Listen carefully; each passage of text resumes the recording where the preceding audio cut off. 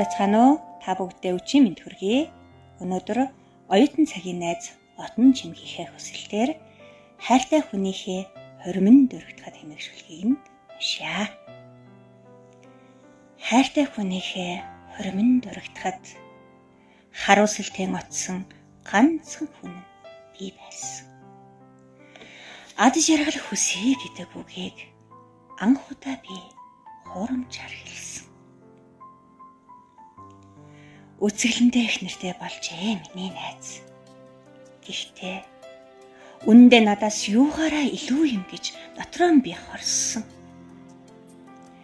Хайртай хүнээ тэр бүсгүй талдахдаа хамгийн азтай тэр бүсгүйд хачин ихээр атаархсан.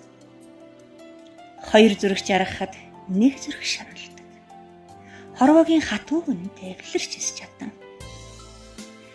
Хорсол харуулслаар дэнсэлсэн зүрхэн дайтгаруулж хожмын амьдралаар чинь бооцоо тавина нулимстай байсан. Хайртай хүнээсээ салсан гэж хэлээд халамцуухан утас зохиж шүн төлөөр ярихад чинь хамаг бие минь дагчин чичирч хачин ихээр баярлсансан. Хам тух дарсаа ихнэр тэмэн нийхийн төлөө тулгая гэхэд харамсалтай тэгж чадалгүй хатуу хорвоогоос ганцхан чамайг л гуйсансан.